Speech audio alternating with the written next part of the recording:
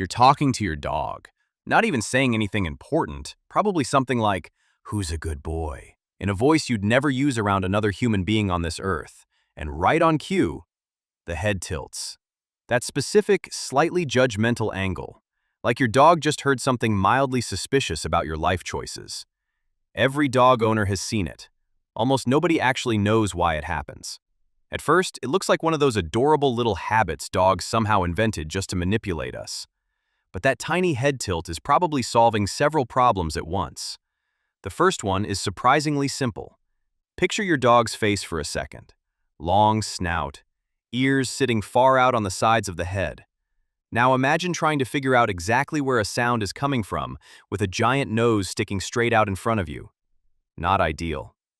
Tilting the head shifts those ears just enough to change how sound reaches them. It gives the brain a slightly different angle to compare. That can make it easier to locate certain sounds, especially higher-pitched ones. Like your voice suddenly jumping an octave because you just said, "walk," or "treat." It's less, "aw, that's cute," and more, your dog quietly adjusting its own antenna for better reception. But hearing isn't the only thing the tilt changes. It changes what your dog can see. Here's something most people never think about.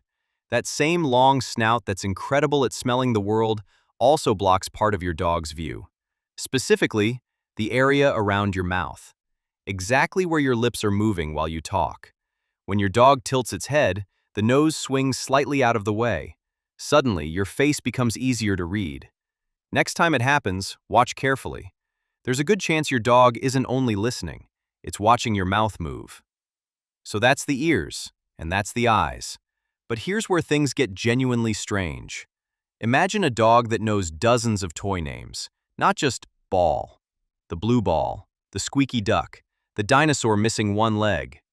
Researchers actually worked with dogs like this. They would place dozens of toys around the room, then ask the dog to bring back one specific toy. Sometimes it was a word the dog clearly knew.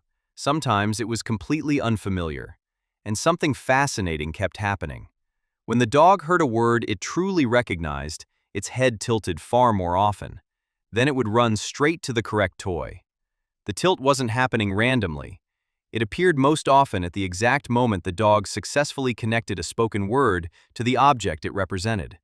Almost like you could watch the thought happening. That doesn't mean dogs understand language the same way humans do. And it definitely doesn't mean your dog is secretly judging your relationship problems at 2 in the morning while you vent about your day. But for at least some dogs, that tiny movement may be part of how they process meaningful information. A visible moment of recognition, a word landing, a memory being searched, a meaning being found. So the next time you say something your dog genuinely knows, walk, treat, the name of the one toy permanently lost under the couch, and the head tilts, you might be watching your dog's brain do a small piece of real work. Adjusting the sound, improving the view, matching a word to a memory, trying to figure out exactly what you mean. And when you say something completely ridiculous, in that same baby voice, and the head tilts anyway, that's probably your dog doing what dogs have always done. Listening a little better, looking a little closer, trying to understand the strange creature it chose to spend its life with. Because that tiny head tilt might be one of the few moments when humans can actually watch another species thinking. And somehow, that's even cuter than we thought.